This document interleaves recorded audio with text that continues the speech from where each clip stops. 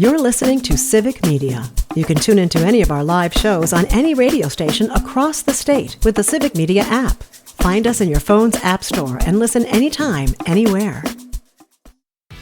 Welcome back to Maino and the Mayor. It's time for Valley Focus on 98.3 and 96.5 WISS. More with Jim and John in just a bit from the WISS studios. It's Todd, the producer, and Lisa Hale, New Wisco News Bureau Chief.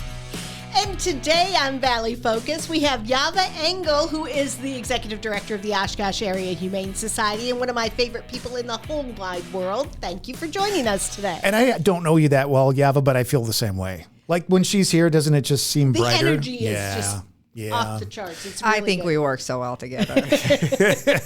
Well, if Lisa and I are looking for work, we'll come talk. We'll come talk to you. Yeah, exactly. So, Ieva, it is summer.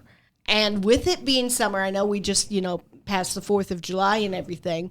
But one of the things that you and I were talking about that is something that people need to think about during the summer months are the fireworks and the noises that come in and how that affects their animals and, not conversely, but then how it affects the Humane Society. Talk a little bit about that. Oh, absolutely.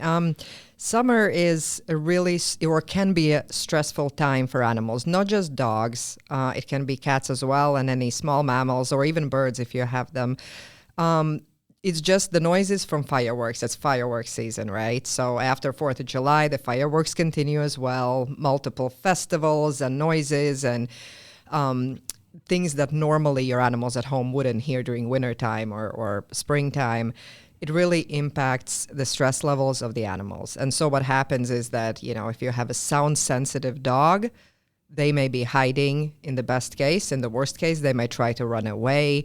Obviously, the anxiety levels increase. And so there are multiple things that really can be done about that. And we talk about it oftentimes with the media as well. And we post it on our social media, how to make these times less stressful for animals.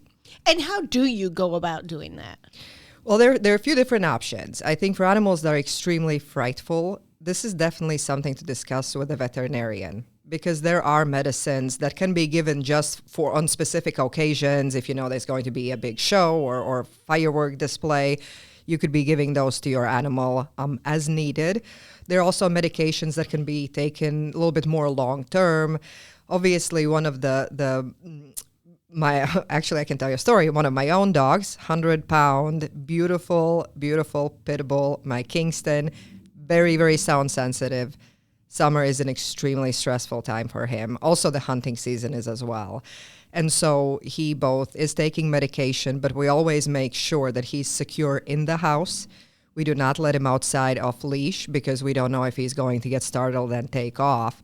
But even with that, it's extremely stressful. So looking at some sort of remedies maybe like a Thunder Buddy compression vest, that works on some animals. It doesn't work all that well on him, but that's why he's on medication.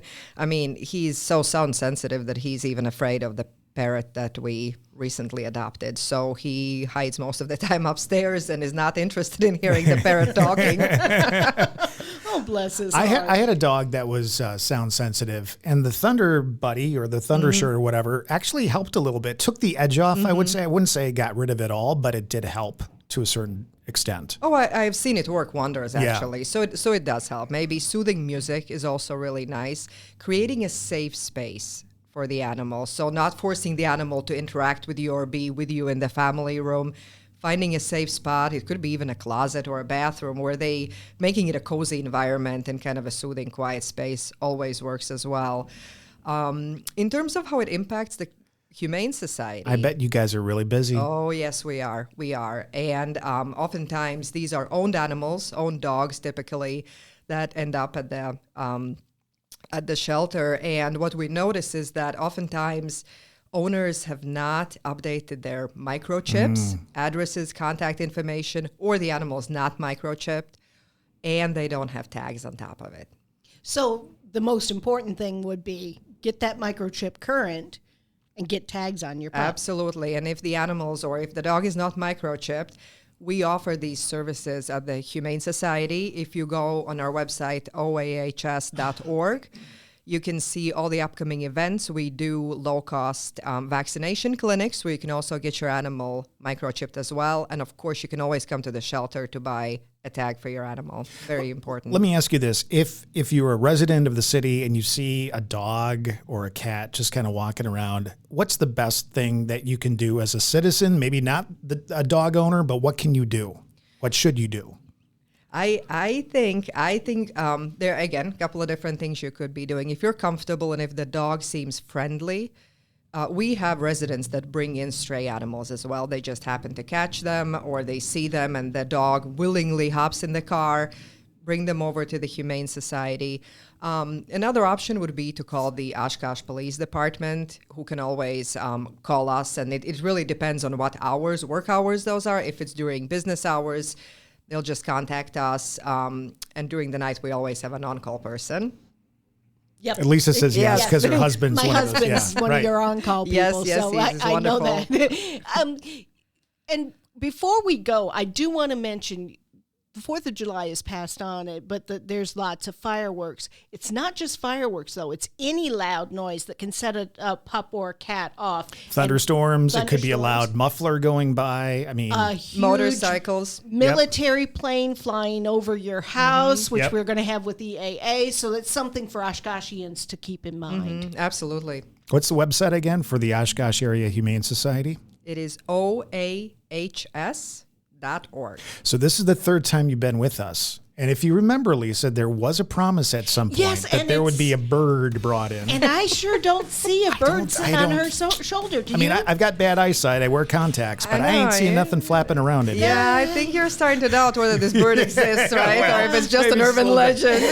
Is Ieva okay, or is she just making Yeah, up stories yeah, about yeah. this bird? I've Right? seen pictures with her, with the bird, so I think it's real. I Okay. think it's real. It could have been a stuffed That's right. bird. You never know when the bird's going to show up. Cosmo will pop up anytime here. We sure appreciate you in the community and also on Valley Focus. Thanks for coming in. Thanks for having me. Absolutely.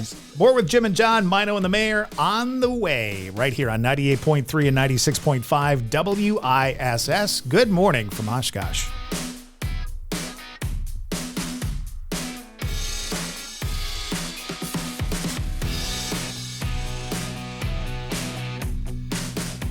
The national news cycle never stops, but it can be hard to find news about your local community. Civic Media is dedicated to providing quality local and state news coverage across Wisconsin. With the Civic Media app, you can get notifications about local stories that matter to you and your community. Find the free Civic Media app in your phone's app store and choose notifications from the menu to tell us what kind of news you want to hear about.